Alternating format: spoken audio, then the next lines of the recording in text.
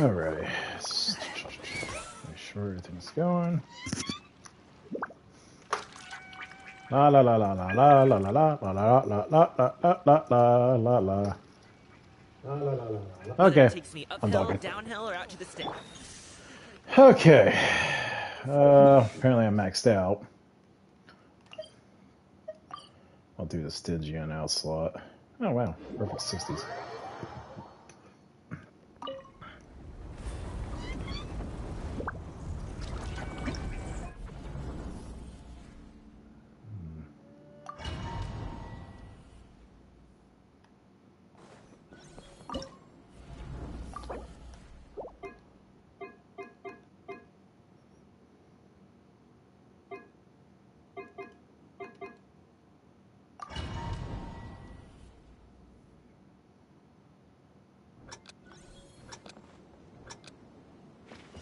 Use the force off. Strike top!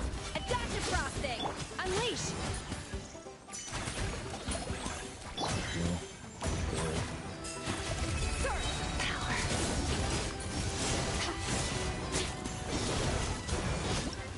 Blendered. So much blendering damage.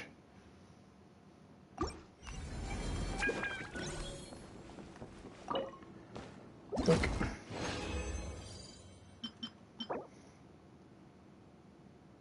Okay, that's not too bad of an item. Horrible. Again.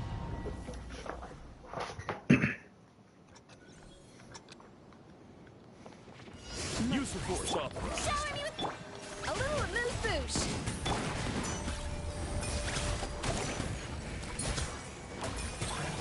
Transfiguration! Night power! Blendered. Gods! I can't wait to get Shinhei up on her one skill. Okay, it's not too bad. That's critical. Critical damage and attack, and the only thing I don't like is the air to recharge and the defense. But other than that, it's decent. Oh god, that's horrible.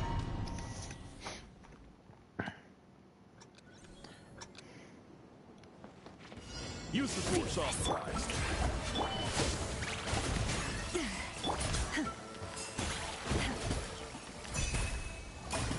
My will and body! Start! Power!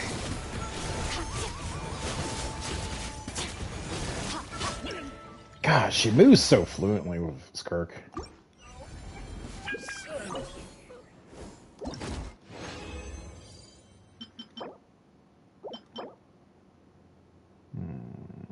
Yeah, prior damage bonus and with a cryo. Yeah, that makes total sense. I really wish there was like a thing. Wait, after I get this fight over. Use the force off. Off to the freezer!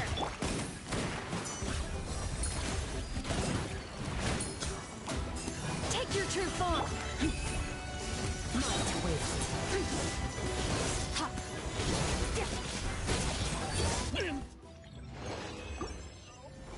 Yeah. Like, if you have an Animo set, and you actually get the one goblet, it says Animo, or Pyro, or whatever. No, it doesn't work that way. Or even freaking, like, Pyro Cryo. I'm like, why? This is a set for Cryo. Why is there a Pyro on there? That's the total opposite.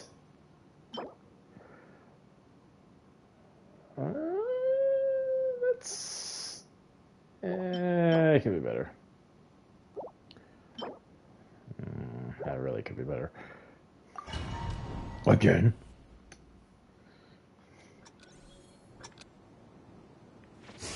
Use the force authorized.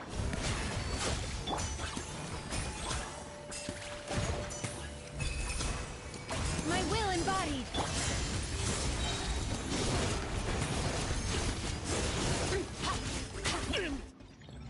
Gods.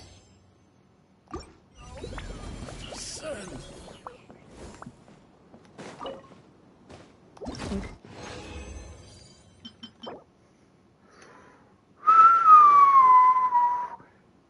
Sucky part, defense.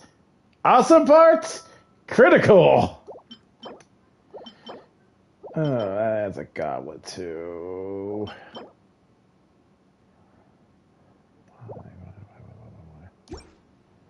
Okay, we're done. At least entry-wise.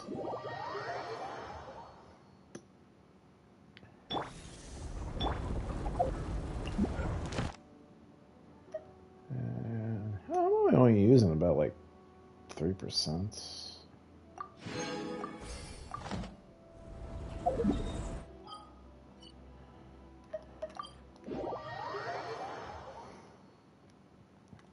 Oh shit, I need to go back to the teapot. It's probably almost done.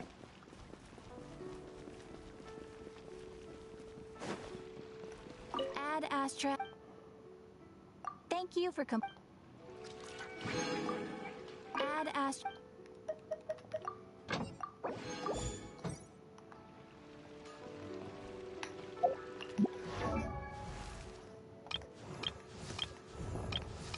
Ooh, Deleo's almost done.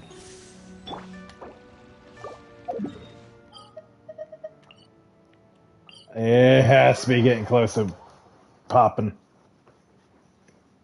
Because I don't think I... Yeah, oof, okay. If I left her for another day, it would have been. Hanzo went up. What's her name? Went up. Cool. That's already been earned. If you ever... Another thing that's funny about Genshin side of things for me.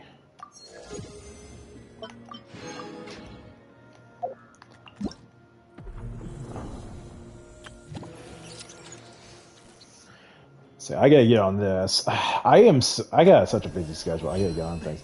So I have Shinhei.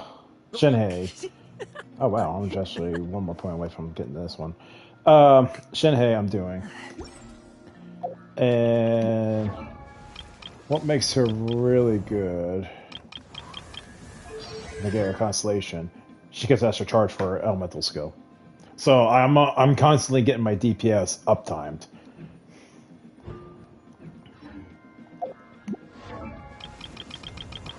Because the whole cooldown takes 15 seconds. That's what sucks. But I get 7 strikes, and that's it, and it's over. What really sucks is I wish we could actually... My characters trigger the Icy Quill's effects, aka the stacks. Normal charge stack damage does not count toward the trigger quota. So it's pretty much infinite mode. So in a way, this kind of makes this kind of useless. But... if you think about it, it actually is kind of ridiculous. Because... tea with a couple of nibbles, some seasonal greens, and a piping hot bowl of fresh kanji. That's a dope breakfast right there. The perfect way to start your day. Because if you have both charges, you can have elemental... Oh yeah, I forgot. That's another thing. After you're using Spirit Summoning, which is her elemental skill, she will grant all nearby party members the following effects. Press, which gets her elemental skills, max.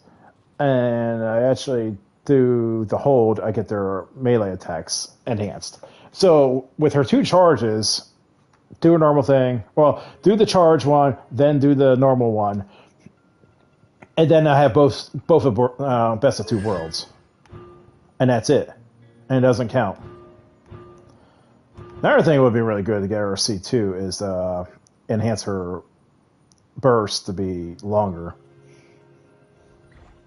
And plus increase their cryo damage. So not only they are doing more physical damage, they're also doing more cryo damage.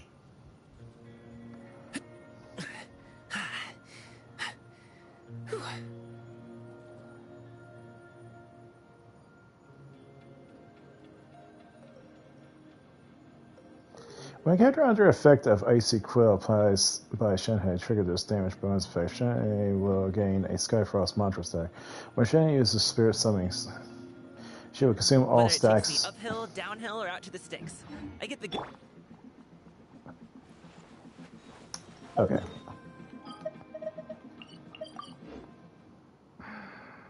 I don't know why the characters are talking when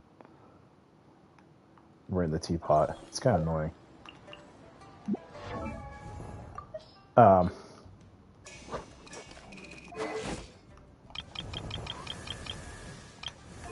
As I was saying.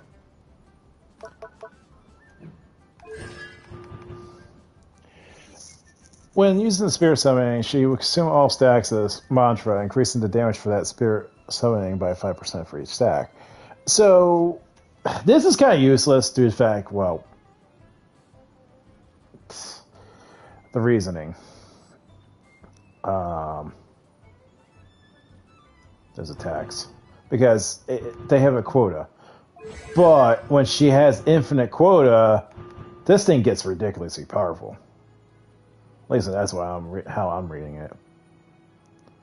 When she has Spirit Summoning, she will consume all stacks of this mantra, increasing damage of the Spirit Summoning for 5% for each stack. That is... Ew. 250% damage boost. How much damage is that normally? Ew. She's gonna hit like a burst damage. Ew. Ew. Ew. But yeah. It's actually kind of interesting how her constellations kind of like benefit each other. Some of them they just usually it's like, oh, it's just a standalone, but they're actually synergizing each other. So you get 2 more stacks, which that's really good for early on because you're always kind of have uptime, and then you also boost her burst, which helps the team out greatly on that. This is kind of pointless until you get this. But then it backtracks to this. It's like, okay, I'm at C6. Okay, backtrack. Now this is ridiculous. Dude, if he ever gets C6 with Shenhe, ooh, Skirk's team is going to be ridiculous. Why is Lonnie in this team? I don't know. I really would love to have this one, though. Or is it this one? I can't remember. When you activate her skill, he's always pissed off. And what's going is active first when it hits opponents. Additional, I think it's this one. After you summon them with the skill, so probably always be in Opal's fire state. Okay, this is the one. When the Night Force is exhausted, this state will not end. Additionally, when Dark Frost Darkstar is used, Impel will consume all Night Soul own points, and while it's on the field, it will continuously consume Night Soul points. Each Night Soul point consumed in this way will grant only one secret lava point. Maximum 48 points can be gained. Each point Sunlight possessed will gain grant all members 1.5% pyro and hydro damage, and increase the damage to Sunlight deals by 2.5. When Zapapa leaves the field or upon using the skill, all Sephiroth points has been fully removed. So he's always pissed off. But instead, the Night Soul points are consumed and he's just... No, he's always pissed off. Which is crazy for freaking Movika, though. Because you're constantly doing melt damage.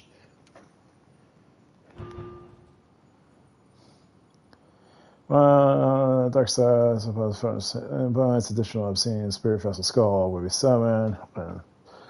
So this way explains the 1800%. So long as about to match you, which she is hitting like a truck with her ultimate. Actually, what the hell is this? Her freaking burst? Oh, I didn't realize she hits that hard. I wonder if she's hitting 100k. Gains level some investments for saves field. During this time, she'll gain 10 stacks of Stellar Blade. Okay, this is where her support melee mode is starting to be useful. Because when she puts a shield up, she does additional firepower, pretty much.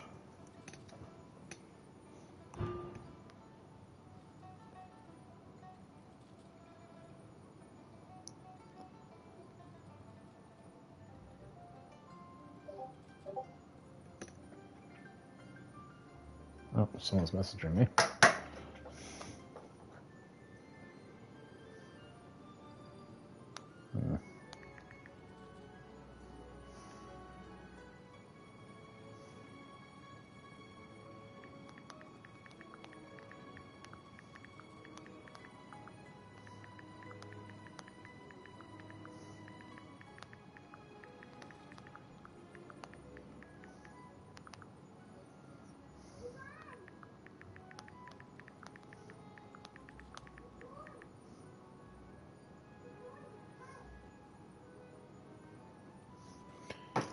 Someone I just messaged earlier, they just finally got to me today.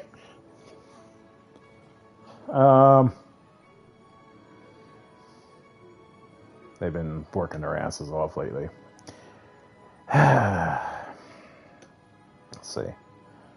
See, this is what's really good about Ceylani's too, because it makes her more group oriented, because she's able to give the shield to everyone else. Grant, I think my Ceylani's shield is like 8,000 HP or 10,000 HP. Not as good as freaking, you know. Let's see. 1,000 of Elemental Mastery plus that.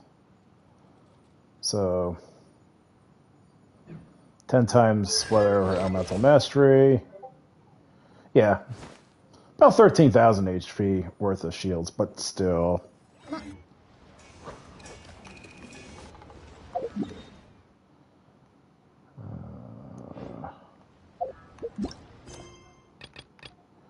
I gotta get on that. That's my problem. I gotta do the main story. That's another thing I gotta get on. So tomorrow I'll get my second reward. And I got 6 more weeks after that. We won't get that until next week. And I gotta get on this so I can actually collect.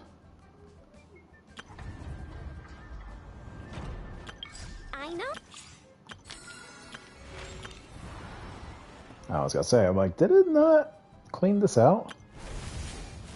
I fought this thing in the what do you call it? The Stygian Abyss, I think it was, or oh no, it was the Abyss, the Abyss itself. Jesus Christ, interesting fight. I got my gene from that, which.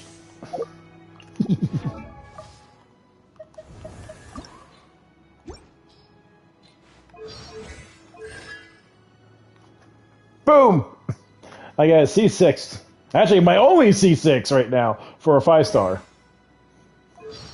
So I'm all happy.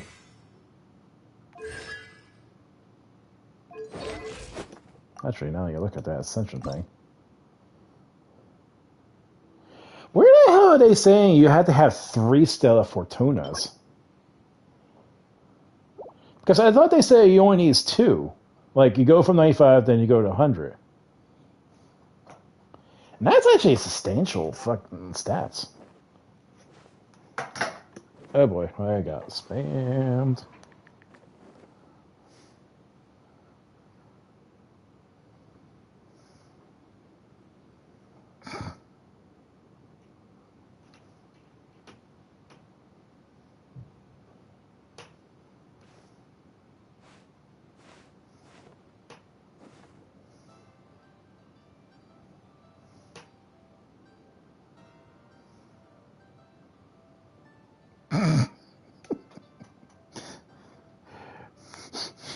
Okay, that's funny. So,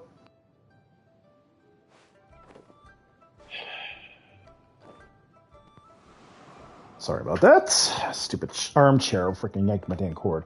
So, recently I got Vampire Hunter D, a book, volumes 1 to 3, all in one, a soft cover. I was with a friend going to New Jersey, Edgewater. This one, I think it was Masaba.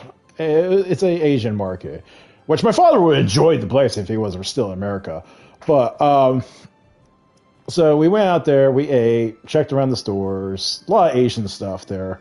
I was trying to find some of the stuff my father used to take, man, when I was very young, but I didn't see some things. But I actually seen a lot of products I never would see in America, technically, because, well, Asian stuff. But I was like, I went to the food court in that place because they have a supermarket and they have a food court, which is really weird. It's such a weird place, but it's so, I guess I would say Japanese market-ish. If I've seen all these videos, I see clips here and there, but it kind of reminds me of that. But they had so much food. So I ended up having some kind of like a fried chicken ball thing. It was pretty freaking delicious. I had a lot of herbs and spices. And I had an eel bento thing. I had rice and fried eel. It was really good. I think all that together, I think it would end up like maybe like $24 total. I think I spent with those two items because you get like 6 chicken balls. No, get out of your head what you think I'm saying, and then plus the bento. It was pretty good. And then we went to like a dollar store-ish Japanese place. Went there. Then we went to some kind of I want to say like an antique-ish type place store. It had all like, silverware, toys, collectible toys, I should say. That would be a better term. Because they had like Godzilla, go figure, Asian stuff. Godzilla figurines, Gundam, Dragon Ball, or any type of anime, pretty much. Lots of silverware or plateware stuff. And they had chopsticks. I was going to buy them, but there was a really good set. I kind of liked the design, and it looks like it was pretty good crafted. It was like $10, though. I was like, I didn't have too much money with me. Because I was told, apparently, I had to watch out on Sundays. Some reason credit cards are not used down there. I don't know. It's weird. It's a Sunday thing, apparently. But I brought some money. Thankfully, I did, because we went to the bookstore and had all the anime books, whatever, you name it. They practically had it, which is pretty cool. I went in there. You actually heard some music. I actually heard a few Final Fantasy XIV songs. I heard Battle of the Big Bridge. I think there was a Final Fantasy 15 thing. I never played 15, but it sounded familiar. So I was like, okay. And I think there was one for Final Fantasy XIV. I think it was what was it? The Flight of the White Raven, Neil Damas theme was going off. I was like, damn, they're really hitting up some music here. I think there was Elden Ring or some related Souls type music. There was a lot of things. But my friend, she found, I was like looking around. I couldn't find Phantom 100D. But then she's like, oh, this is the one that you're looking for? I was like, oh, where the hell you found it? Turned out it was on the bottom shelf. I was looking at the book casings of the wall. So I was like, okay. It's like, when I looked at it, it was like $24. I was like, wow, 3 volumes for, $24. So it actually has the first 2 movies, which is Volume 1 and Volume 3. And the third one, which has not been animated, is the second book called Reverie of the Gales or something like that. Which the synopsis of it is apparently kids were kidnapped from the village assuming there was a vampire attack. They came back, and all of a sudden, all the night creatures are coming out on daytime. So not even daylight, the villagers were safe. So I was like, okay, I'm interested in that. And with Vampire Hunter D, the 2 movies, granted, I'm on Volume 1 still. I think I'm at the, technically, maybe the 3rd act of what the anime was. But there is so many different things from the book, from the anime. Because in the anime, it starts off with Doris stalking her prey because, her farm's always getting ravaged by night beasts. So she ended up hunting them, and she found the beast, but then she gets attacked by a werewolf. the werewolf takes off her cross because, vampires. And then the vampire lord sees her and he's like, oh, you're invading my territory. The book, and then in the anime, then it goes off to, talks about, kind of backdropped a little bit the history of the world. Then it goes to Dee riding off the horse, going to Doris, who is standing there, and she challenged him. The book starts off Dee and Doris actually squaring off, which she kind of did a Naruto nudie trick to him, which is kind of funny. He's like, my newness distracted you. And it's like, damn it, Doris. You weren't like this in the anime, but okay. Even Dee, and another thing I'm noticing, and from compared to the movie and the novel, Dee talks a lot. More than anime. Anime, he's like, oh, so-and-so character talks like about a whole page worth of dialogue. Him, there's going to be night creatures tonight. I must defend. Oh, Dee, I'll help you. I'll show you. No, the only thing you can handle us, I take care of it.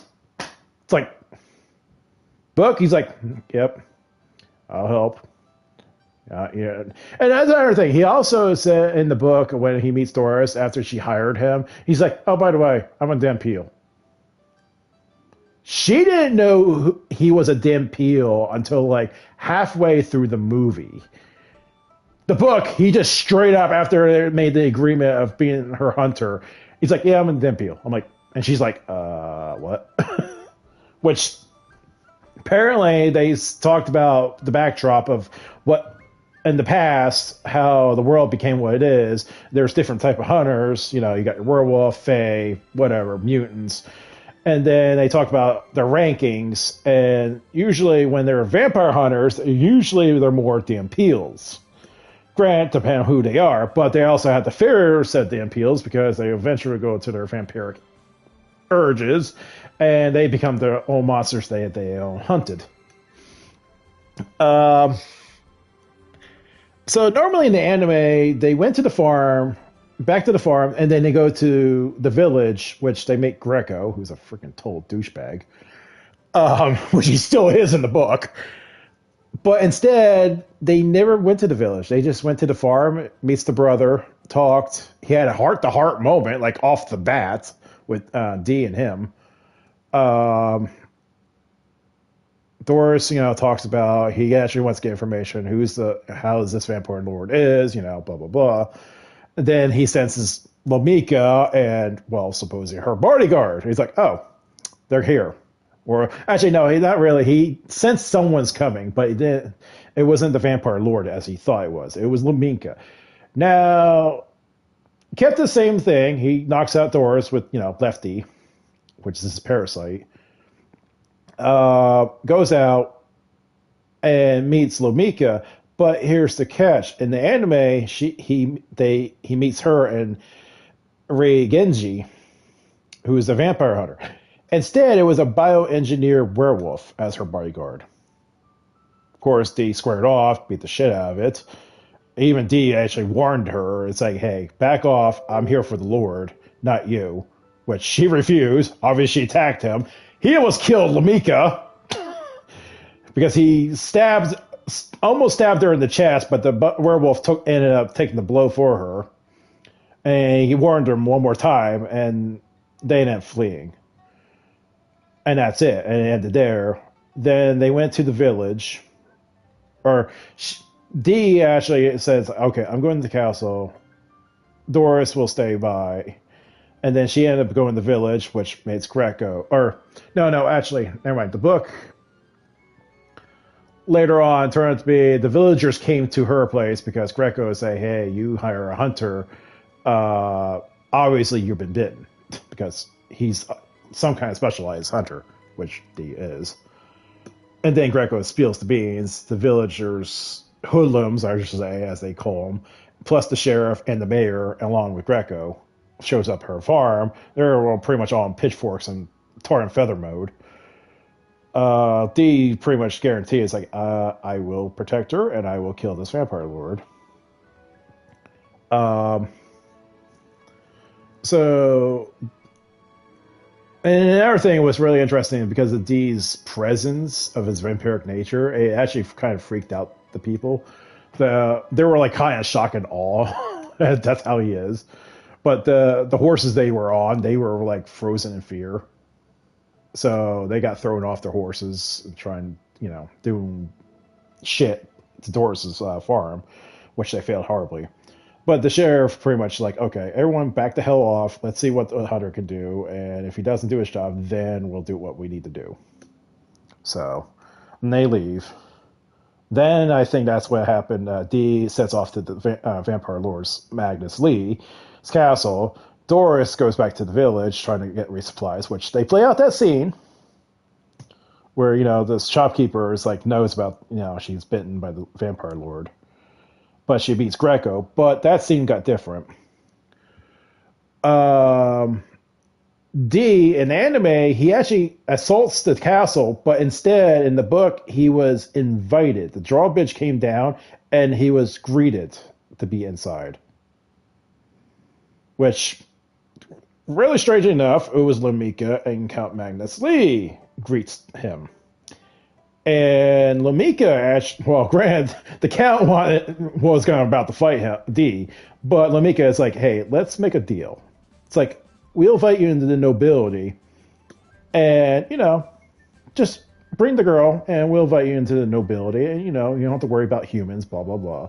And also, maybe something with you and me. I was like, whoa, Lamika's hitting on D? I'm like, I kind of had a feeling in the movie she kind of had a thing with him, but they really emphasized it too much. But obviously, D refused. The Lord Count just got pissed off. They start fighting each other. Almost in the end of the anime, he almost stabbed him in the chest with his sword. But obviously, the Lord caught the blade in his hands. And then he flung him into the trap, which, he meets the three witches, Winswick. But then after that, he's like, okay, I send him back to the catacombs. He'll meet his demise. But Lamika, though, she's like, well, what happens if he does make it alive? He's like, well, then, I hope not. It's like, what if he does? It's like, well, I'll have to deal with him. It's like, I'll deal with him. It's like, I'll kill him. And she got a little horny, bloodlusty. She's like, I will kill him. I will chop off his head. I'm going to feed my blood to him, and he's going to be mine. I was like, horny much, Lamika? But also, it ended off with the cow. He actually did get grazed by Dee's sword, which he was not healing up as he usually is. So he's like, why is my wound not healing as it normally should be? Because Dee's weapon's specialized. So, cuts off to Doris. And back in the village, she got pissed off because Greco, spout the whole story about her being bitten. She confronts him at the bar, which him and his team, and he also wears a combat suit, which turns out she ended up losing because, the technology was beyond her skill level. So she was about to get ravaged. I was like, oh, they're really throwing this down in the book. And then that's when Genshi shows up. Along with the three henchmen, which is the giant, that spider mutant, and... No, that's it. That's only he showed. I think. Yeah, there was only three of them. Yeah, he had his own gang. So he ended up intervening and ended up beating the shit out of Greco and his crew. Doris got knocked out during the whole, middle of the scuffle. Only last time was the guy was, worried about scraping, beat the crap out of Greco and his crew.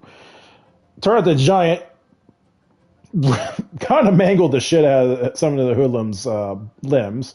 The Spider-Man guy kind of insanity mind screwed him up.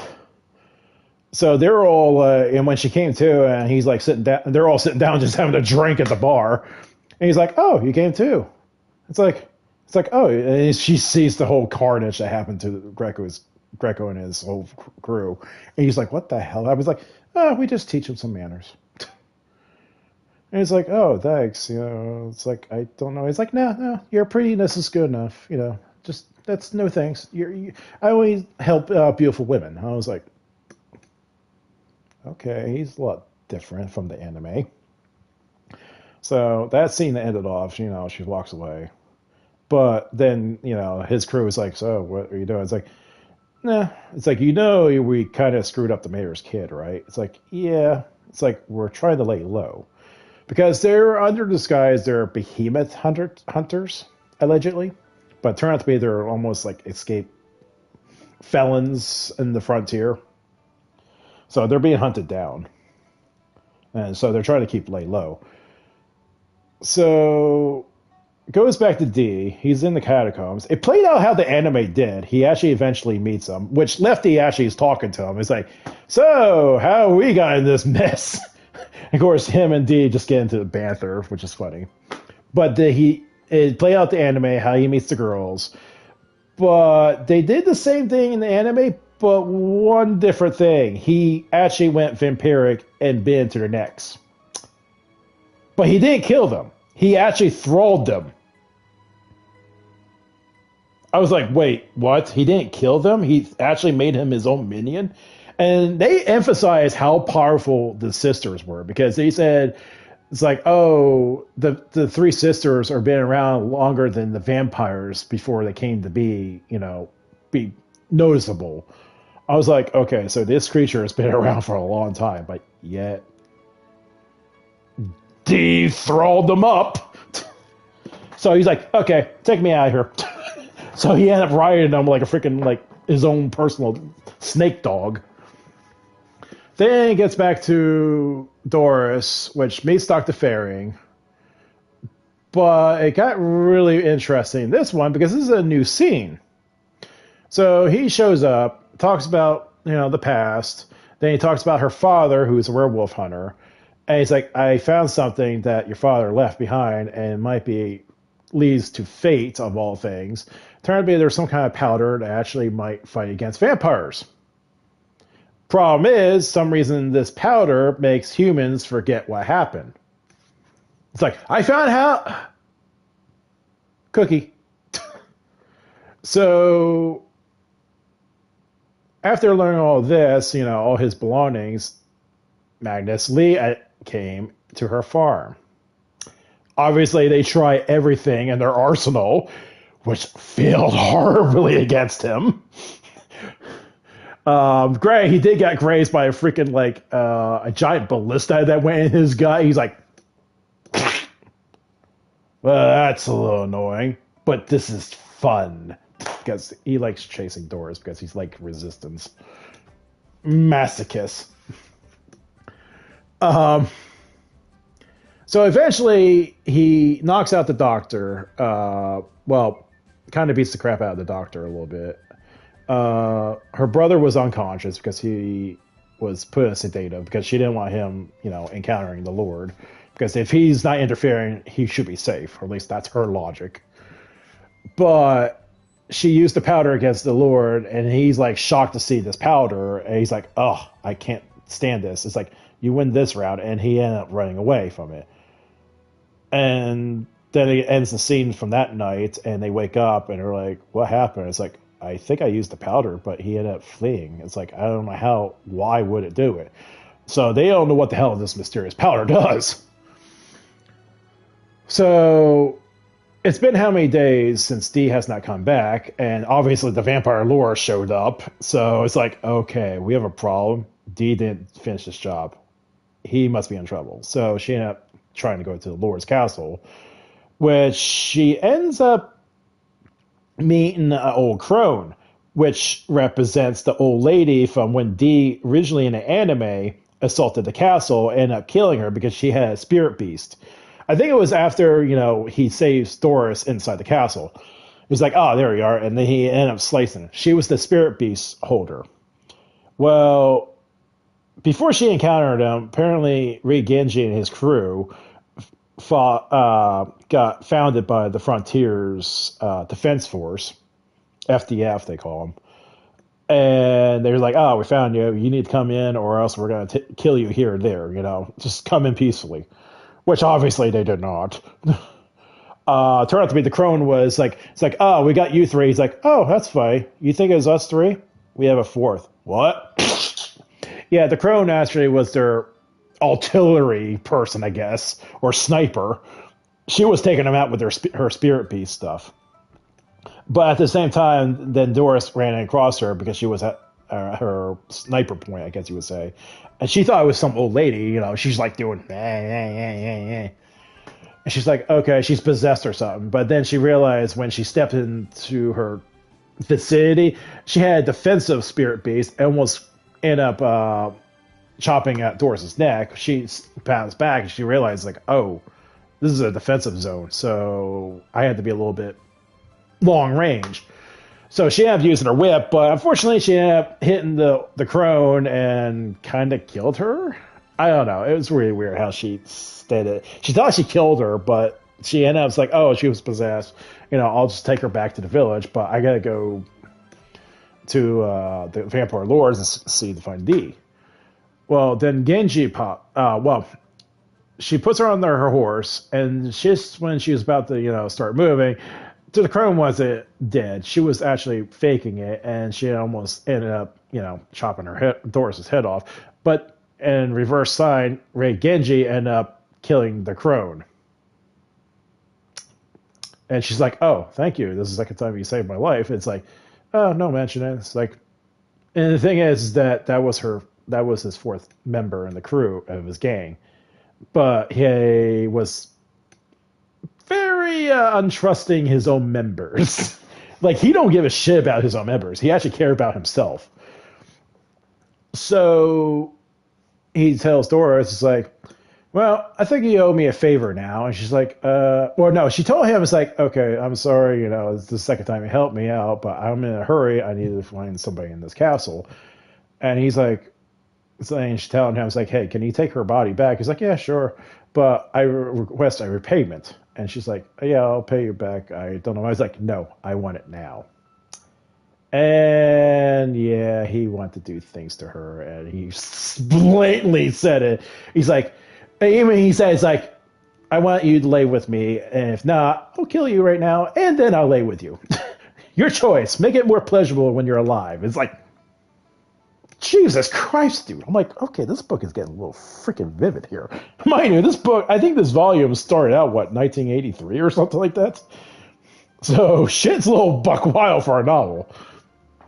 So she was like, "Okay, threat, I'm running." And unfortunately, because his little weird sickle blade he has, ended up chopping the horse's limbs off, and she falls on her ass. And he's about to freaking cut her down. And all of a sudden, there's a fog came out. And then there was a thunderous voice of three women. You know where this is going. So he was in Genji was like in shock, like, "Oh shit, I don't like that. That doesn't sound good." Then here's a male voice. It was D in the fog, and he tells the three sisters, "Go home, go back to the castle. I got this." And then Doris, kind of got shot up hearing his voice, and she's like, "It's like, come to the fog, and you'll be safe."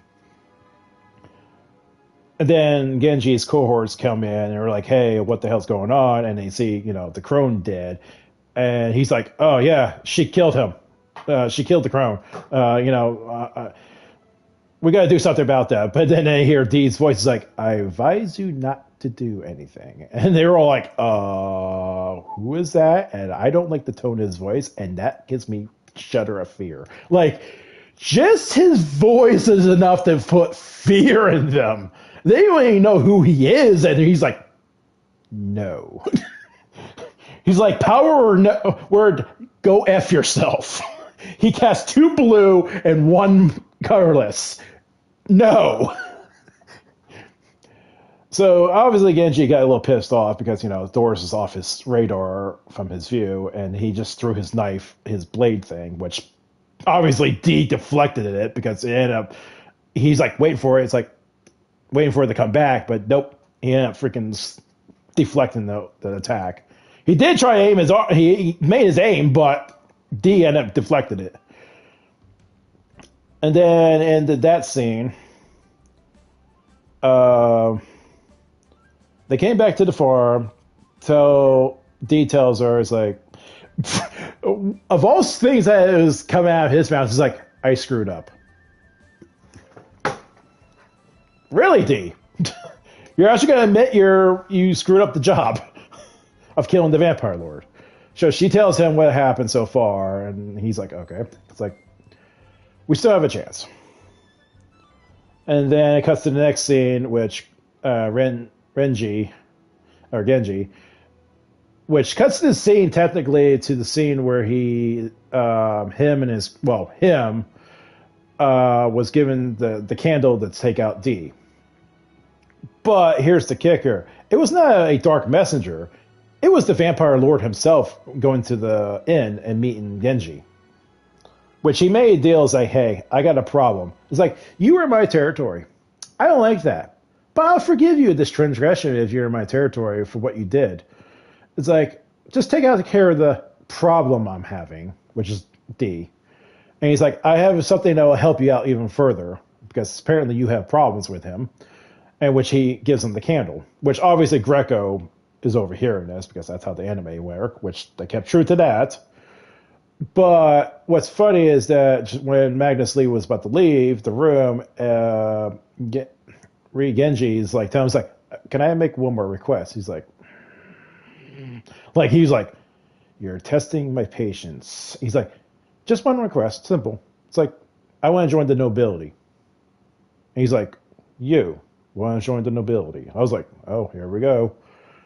It's like, if I take care of him, he's like, well, but your compatriots, like, I could care less of them. They had their use. I'm like, wow, way to shit on your party members, dude. He's like, we'll see. Do the job first, then I'll reconsider. And that's where I ended the chapter of my book so far. So I'm going to get to that scene where, him and D and Genji are going to fight it off. Just wonder how Lefty's going to save him or how it works. But yeah, a lot different from the anime. Very different from the anime. It's like certain characters got swapped around, certain scenes got swapped around. One or two different new scenes got added in from the book side of things. I'm like, jeez. Only reason I got more interest in this novel series because Dan, the brother, supposedly died, and there was no happy ending in the series. Like, everyone dies. Like, Doris and her brother are supposed to be dying. At least that's what I allegedly saw some people said. It's like, yeah, the books are really sad. Like, D always end up getting screwed over in the end. He's like, he does his job, but in the end, everyone dies around him. I'm really curious about Lamika. How's she going to change? Because also, that's the other thing. There was one scene that she found out that D still lives, and he enslaved the sister. She's like, whoa, how powerful is he? He's able to do such a thing. And not to mention, Magnus Lee ended up slaughtering the sisters because, he considered him a traitor because they took him out of the caverns, and they came back slithering away, literally. And they're all enthralled. They're like glossing over. He's like, oh, he's so divine. He's like splattered them to nothing. I was like, Jesus Christ. And she's like, Lamika's like, why did he kill them? He's like, traitors. But then, he explains, like, why you want this woman so much? And, it kind of went with the anime somewhat with the scene with her and him. And then she's like, well, I'm not going to be around when you're wed, so I'm going to be out of the castle for a while, which I think this is where her betrayal comes in somewhat.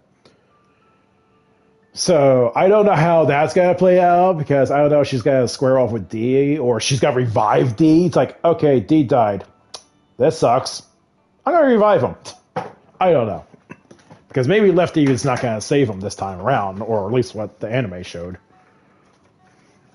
But I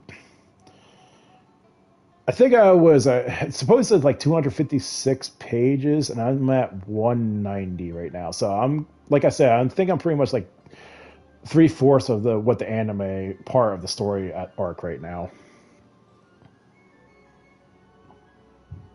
And after I get done with Volume 1, I'm going to go to the Demon Chase carriage episode, which aka Vampire Hunter D Bloodlust anime. I want to see how different that is for Meyer Link and Charlotte, along with what the hell is it? The brothers. I forgot what the hell it is. I want to say the Brawler brothers, but no, that doesn't sound right. Because I feel like there's got to be a lot of things with that one, especially with Meyer Link. And supposedly, again, different from the anime, everyone died. Because Meyer Link ended up dying. Allegedly, that's why you're freaking heard. Obviously, Charlotte dies because, Elizabeth Bathory ended up siphoning her blood. But Meyer Link also ended up dying, I think, by D's terms. So, normally in the anime, he took Charlotte into the rocket and they went in space. And then he's pretty much in his own solitude, allegedly, in that anime. And then the last Vampire Hunter squad, which is the female one, she ended up living. But she ended up dying of, old age, obviously. But everyone was around her. Because he made a promise to say, hey, I'll bring flowers for your grave if no one else comes. But he was all happy at the end of the movie that, there was a lot of people around her who were grieving for her, passing. Even he met her granddaughter. But supposedly in the book, everyone died. Granted, the brothers died because, they did that. I don't know. So I can't wait to see that volume of the book. But if you're a Vampire Hunter D fan, I recommend to read the books. They're really good. I still have this book.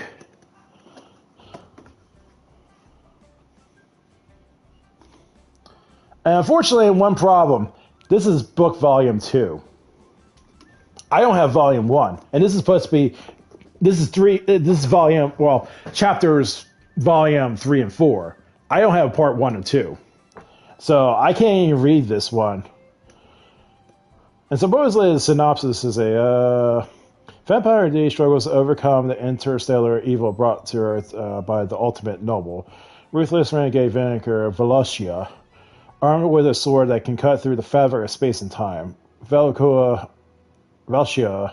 seeks vengeance against the descendants of humans responsible for the 1,000-year exile, which that's been really thoroughly talked about in Volume 1. D must protect the family of Velocia's bloodthirsty plans, but this might be the battle that he can win.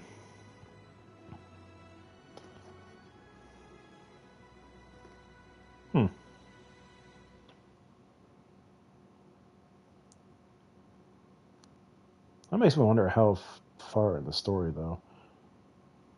I bought this book for $7.25. Interesting. But yeah. I was kind of hoping I actually get this book when I was at that marketplace. I was like, okay, maybe they'll have a whole selection of all the series. It's like, I want to get book part 1 of this, and then I can start reading this. And look how thick this is. This is part 3 and 4. Part 1's going to be the same thing, probably.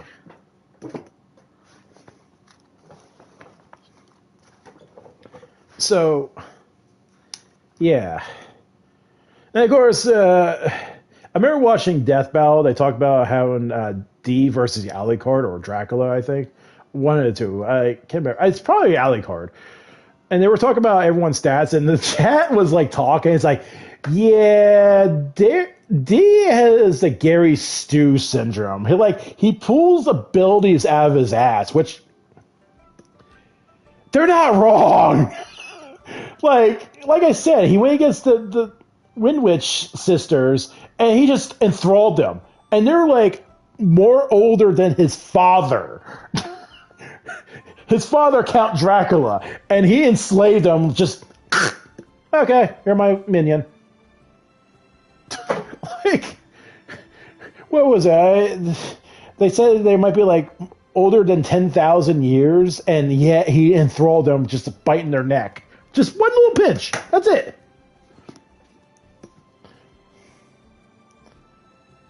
And when he gets Magus Lee, honestly, he kind of grazed him and he couldn't heal from his wound.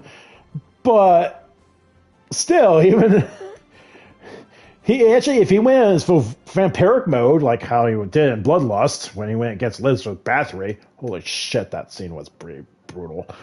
um, when he went in his vampiric state, that is.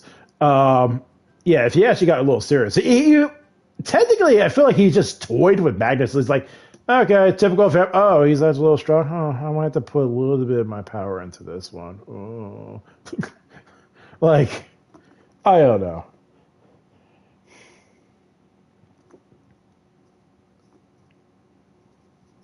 But yeah, like I said, if you're a D fan, pick up the books. They're good, or at least volume one. At least I gotta get through the other two. I'm very curious about the second volume, though. The whole the Gale of the Reverie or something like that, where all of a sudden the night creatures are attacking daytime. So I'm really curious about that story. It's like, okay, even D's like, that's a thing. That should be a thing. Daytime's not safe. Oh, geez, sounds like our society today. I so.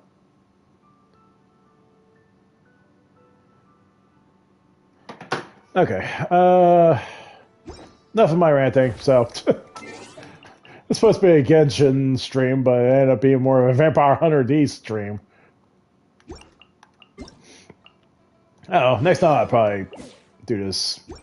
I'll probably end up finishing my book, and I'll tell the rest of the story on that one. But like I said, if you're a big Vampire Hunter D fan, I suggest read the books. Supposedly, I think there's like 37 volumes of the series. That's not even including part 1, part 2 type things, you know? Because this is, what is it, volume 17? Yeah, this is volume 17. And there's two sides, chapter sides, I guess, or whatever. Parts. So technically, it could be 37 volumes, but it's probably like about 52 some books. Like, crazy. Again, like I said, look how thick this thing. This is part 3, 4. Double that. That's like, yeah.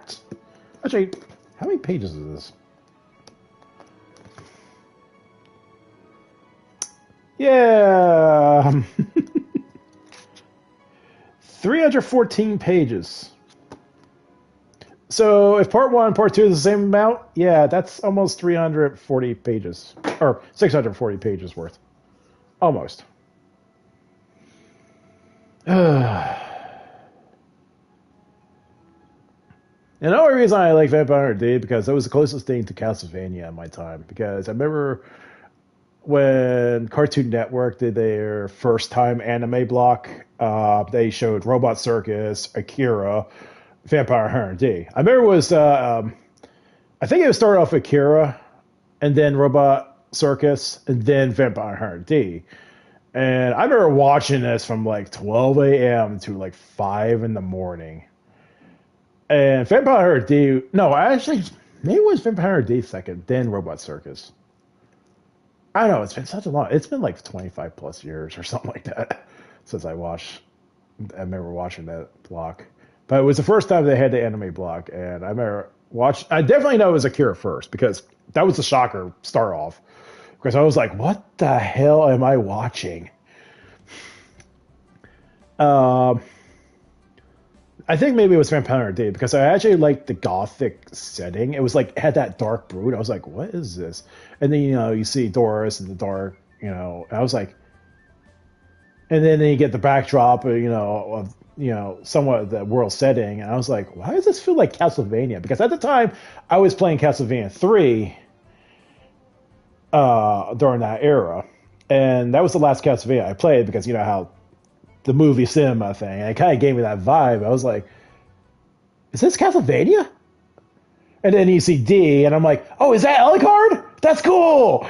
And turns me, no, it's like, oh, it's Vampire D. I'm like, okay. I'm liking this, and watch the show and all that stuff, and yeah, I was like, damn. And then I remember when Bloodlust came out. I think I was 2000 or 2004, one of the 2 years. I remember watching, YouTube. Yeah, it probably was 2004 because I think YouTube came around that time. Because my account's like freaking old. I remember seeing some type of ad, and it's like, oh, Vampire Hunter D, Bloodlust. I was like, and then you see the backdrop of the gothic background, and you see all the crosses, which is the intro where Meyer Link, captures Charlotte. And I was like, and it says Vampire Hunter D, Bloodlust. So I was like, are you serious? 20 years later, they're making another D movie? And I love the freaking artistic drawings of that movie. I was like, dude, this is freaking amazing. And then I remember playing the PS1 or 2 Vampire Hunter D game. Oh boy, tank controls!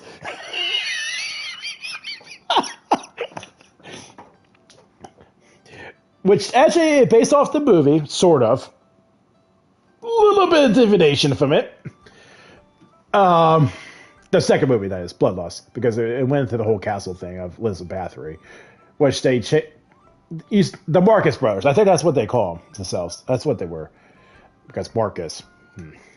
Yeah, you meet them in the castle, which it goes through the whole story in a way. But oh god, they took the Resident Evil controllers. You're playing a hack and slash game, and you're using tank controls. Whew. Don't get me wrong, I beat the game. It was hard as hell. I think it was like maybe the second or third boss, the last boss of the game. You had to fight the werewolf guy. Actually, it makes me wonder about the Bloodlust movie. I wonder if that's changed. Anyhow, nonetheless, I knew when I watched the anime, I was like, oh, okay, he's going to be a dick. I know who he is. Turned out there was some weird glitch with him. He ended up attacking the air or something like that. It's like all I had to do like step back for a second, and he just kept on attacking. The boss fight just got stupid easy. I was like, well, you hyped this guy to be a badass, and I end up chasing him with a glitch. I don't know. And I think I ended up fighting Meyer Link. It's been a long time playing that game, but I think I ended up fighting Meyer Link. Then, it got the cinematic, depending how you save the female hunter, because you actually, in the beginning of the game, you actually had an option, because she actually took serious mortal wounds. And if you didn't use any healing potions from the first 20 minutes of the game, you were given the option to heal her or let her die. Which is, okay, that's really strange. It's like, you know what? I'm just going to go by the lore of the movie. I let her live. Which it was really strange to me. It's like, okay, if I let her die, that kind of changes the whole story. But it kind of played out how the anime was. Sort of. And at the end, where, she sees the ship goes off into space, and she's like, come on, go, you can do it. And then that's it. And it ended up when you see the credits. I was like, huh. I should really watch the bad ending if you did save her, though. I know there was a gameplay of someone did it, and I was like, oh, that brings back memories. So. Okay, enough ranting from a freaking old man who talks about anime, and even though I'm supposed to be on a game, which I end up burning my stuff anyway, so. Yeah. So, what we learned from this? Vampire Hunter D, crazy, awesome. Watch it, read it, do it. Cool. Should have finished the first volume. Maybe next time I do a stream. I don't know. I got a lot of stuff to do with Wuthering Waves. Definitely got to do stuff in Wuthering Waves because I got a few days left on that one event. And I would like to get some of the resources. So, I think that'll be my next stream next time. But, I don't know. Tomorrow I want to go out to the Chinese buffet and enjoy myself sushi. Maybe I'll bring, the book while I'm eating sushi. Probably people are going to look at me and I'm like...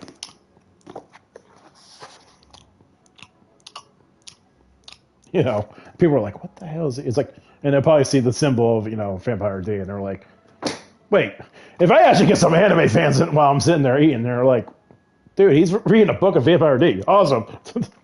So, okay, I'm out. Bye.